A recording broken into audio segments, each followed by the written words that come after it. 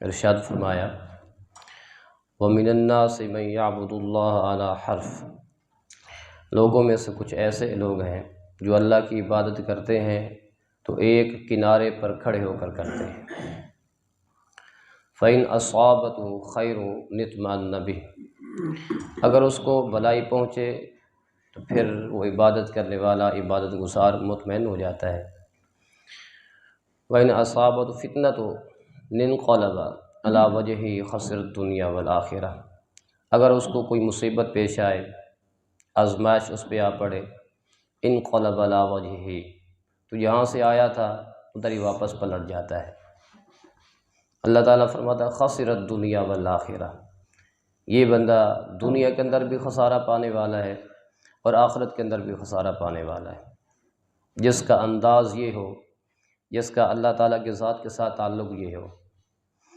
اس آیت کریمہ سے یہ ہمیں سبق دیا جا رہا ہے کہ جب تک بندہ یقین کامل، یقین محکم کی منزل کو حاصل نہیں کرتا، اسے اللہ تعالیٰ اپنی وصال کا معراج عطا نہیں فرماتا۔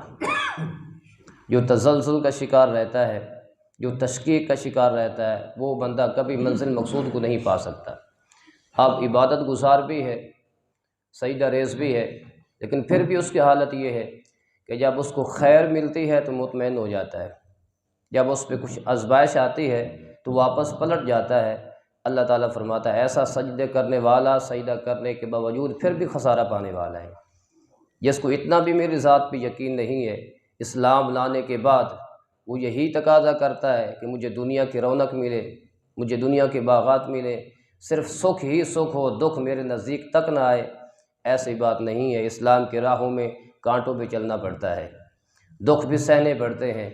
کیا جس وقت وہ اسلام قبول نہیں اس نے کیا تھا، یا اس پر دکھ نہیں آئے تھے، اس پہ آزمائشیں نہیں آئی تھی، تو کیا اسلام کے لانے کے بعد، اسلام کو قبول کرنے کے بعد کیا ایسی صورتحال ہے کہ وہ ہمیشہ کے لیے سکھوں کی زندگی گزارے گا، اس پہ آزمائش نہیں آئے گی؟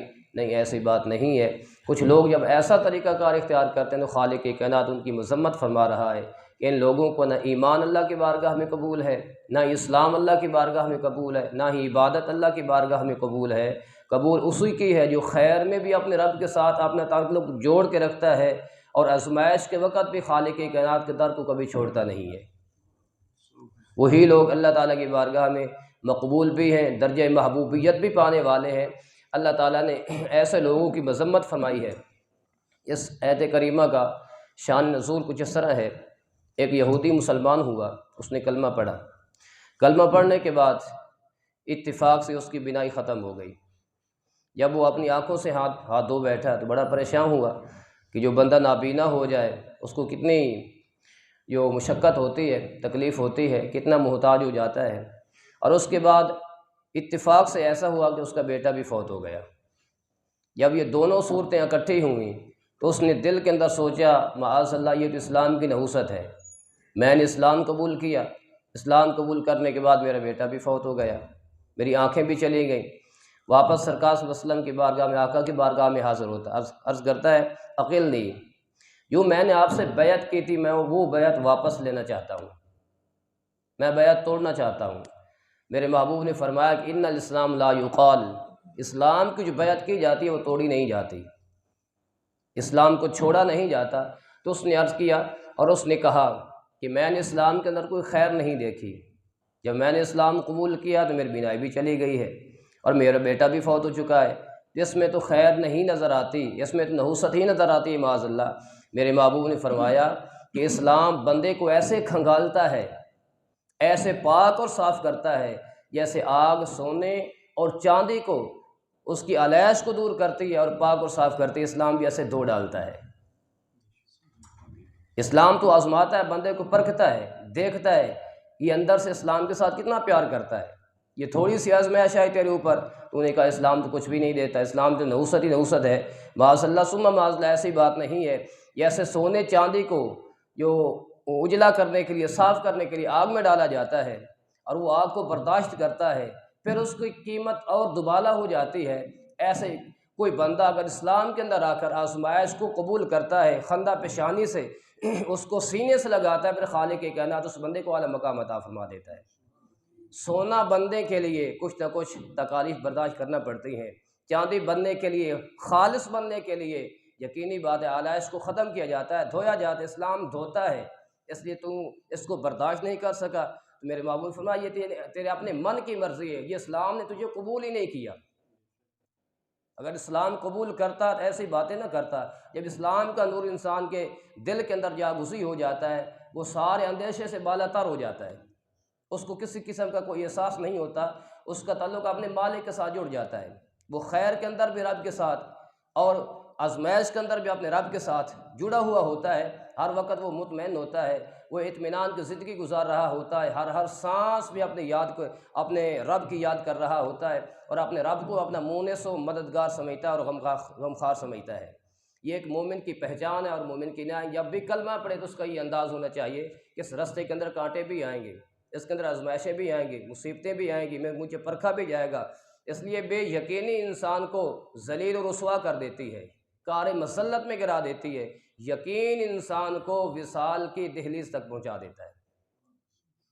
جب بندہ کامل محکم یقین رکھنے والا بن جاتا ہے تو وہ بندہ کبھی بھی نامراد نہیں ہوتا، خائب و خاسر نہیں ہوتا، کامیابی اس بندے کے قدم چومتی ہے۔ جس وقت بندہ یقین کی دولت سے مالا مال ہو جائے تو یہ یقین ثروت سے نہیں آتا، دولت سے نہیں آتا، یہ ایک دل کا مزاج ہے، ایک کیفیت ہے جو خالق کائنات بندے کو عطا فرما دیتا ہے۔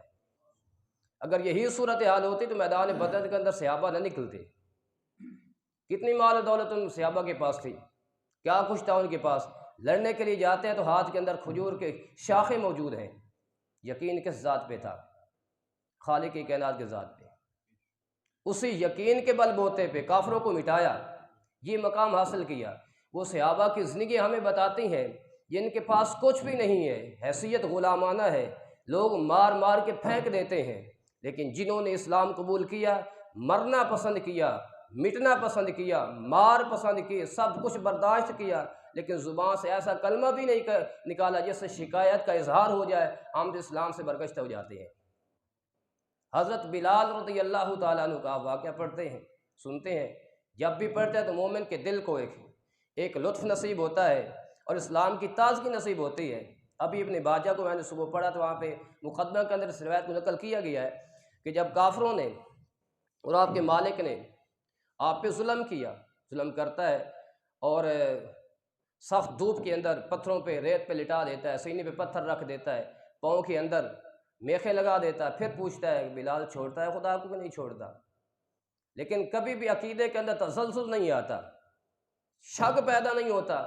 آج ہمارا حال کیا ہے؟ ہم مالدار بھی ہوتے ہیں، پھر بھی ایسا معاملہ آتا ہے تو پھر پھسل جاتے ہیں، ہمارے پاؤں تھر تھرانا شروع کر دیتے ہیں۔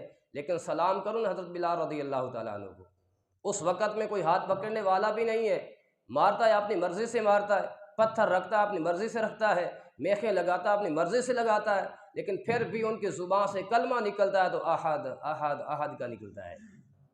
یہ یقین کا پہلو ہے جس کی وجہ سے ان کو پتہ ہے کہ جس مالک کا میں نے کلمہ پڑھا ہے، جس کو میں نے اپنا رب کہا ہے، وہ مالک کبھی مجھے نہیں چھوڑے گا، وہ مجھے عزت عطا فرمائے گا۔ یہ 4 دن کی زندگی ہے، کیا ہوا دکھ آ گئے تو کیا ہوا آزمائشیں آ گئی تھی، یہ پتھر آج سینے پہ ہے، کل جنت کا مہمان بنوں گا۔ آج پتھروں کے اندر کیلے میخیں لگائی جا رہی ہیں، کبھی وہ وقت بھی آئے گا زمین پہ چلوں گا میرے قدموں کی آہٹ جنت کے اندر سنائی دے گی۔ یہ پھر سب کچھ کرنا تو پڑتا ہی ہے، ایسے آزمائشیں قبول تو کرنا ہی پڑتی ہیں، پھر خالق کی کائنات بندے کو مقام عطا فرماتا ہے۔ عقیدے میں تسلسل نہیں آتا۔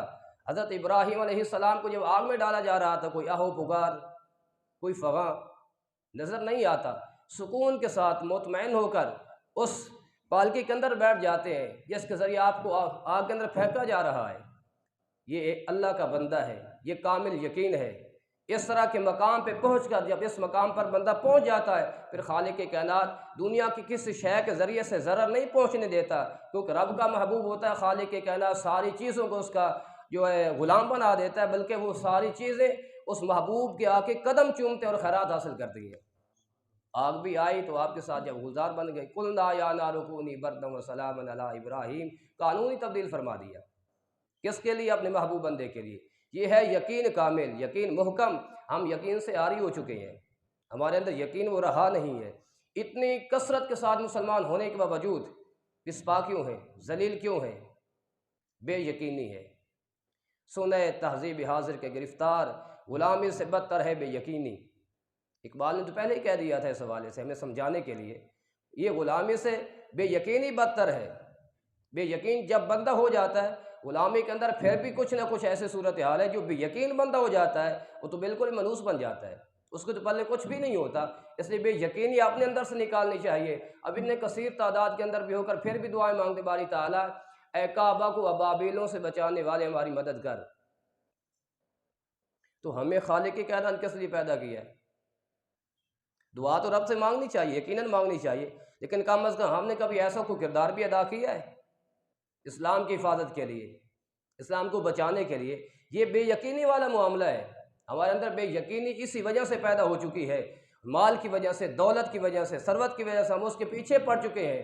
لیکن وہ ہمیں اسلاف اور پچھلا زمانہ نظر آتا ہے تو ان لوگوں کو مال سے پیار نظر نہیں آتا، رب ذوالجلال سے ہم پیار کرتے ہوئے نظر آتے ہیں۔ اس لیے ان لوگوں کو خالق کی کائنات نے وہ مقام عطا فرما دیے، اس وجہ سے حکومت کرتے رہے، اس دنیا پہ حکومت کرتے رہے، اس زمین پہ حکومت اس لیے کرتے رہے کہ خالق کی کائنات کے دل کے اندر خوف بھی تھا، محبت بھی تھی، یقین بھی تھا، اس سارے مراحل کو وہ طے کر چکے تھے، تو خالق کی کائنات نے ان لوگوں کو یہ مقام عطا فرمایا۔ ایسا یقین محکم ہے کہ اس زمین پہ درہ مارتے ہیں تو زمین سارا کچھ اگل کے سامنے رکھ دیتی ہے۔ اگر پہاڑوں کو حکم دیتے ہیں تو پہاڑ ہلنا شروع کر دیتے ہیں، اگر دریاؤں کو حکم دیتے ہیں تو دریا بھی چلنا شروع کر دیتا ہے۔ یہ یقین کا ایک ماحول ہے۔ جب اس وقت جب بندہ اس کے اندر داخل ہو جاتا ہے تو اس کے لیل و نہار کے اندر بھی بہت تبدیلی آ جاتی ہے۔ اللہ تعالی ہمیں یقین کی دولت سے مالا مال فرمائے۔ جب ہم اس یقین کے اندر آئیں گے تو یقیناً خالق کی کائنات ہمیں وصال بھی عطا فرما دے گا اور اللہ تعالیٰ اپنا قرب بھی عطا فرما دے گا۔ اللہ تعالیٰ محبوب دو عالم صلی اللہ علیہ وسلم کی سنت پہ عمل کرنے کی توفیق عطا فرمائے۔